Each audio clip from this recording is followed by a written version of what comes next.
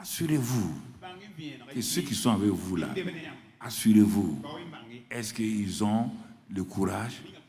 Le Seigneur disait, prenez courage. Il nous connaît. Même il a dit à Josué, qui a été formé avec Moïse, il dit, première chose, sois courageux. Deuxième chose, médite la parole.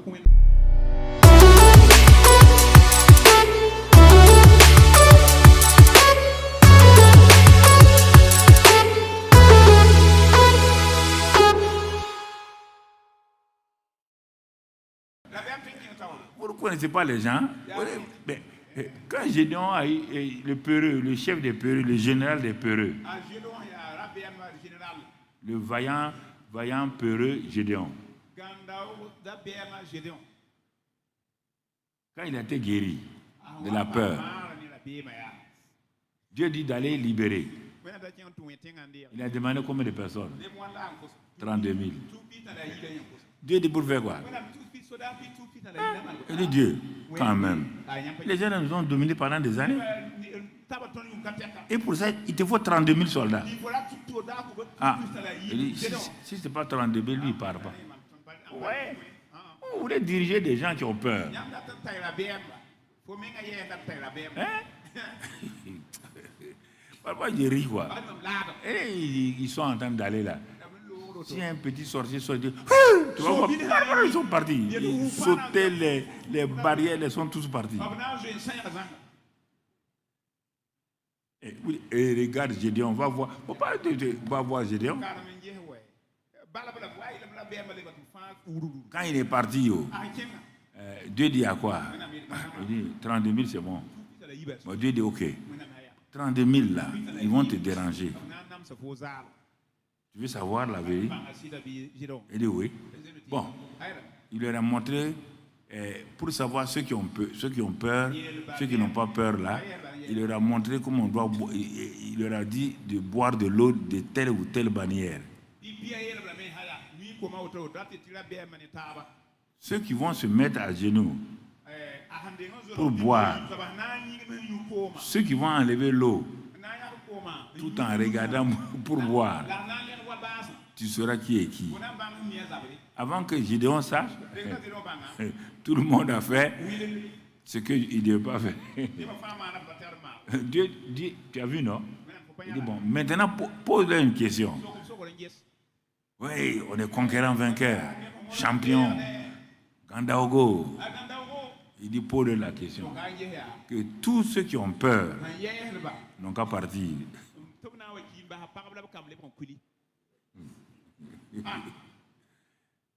Gédéon voit la foule partir. Il dit non.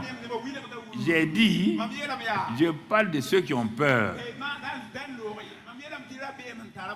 Ils ont dit, c'est bien nous. C'est bien nous. Donc, vous me suivez avec la peur. Vous entendez, homme de Dieu? Quand on veut vous parler, vous ne voulez pas. Vous faites suivre pas des peureux.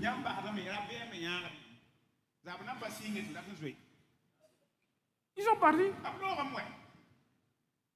Ils comptent, il reste combien? Combien? Dis-moi les chiffres. Il reste combien maintenant? 300. Il reste 300. 32 300. Des croyants dans l'église. Quand ils vont parler devant toi, tu dis que tu as trouvé l'homme ou la femme qu'il te faut. Envoie-le. Envoie-le sur le terrain. Dieu dit, ils sont nombreux encore. N'est-ce pas?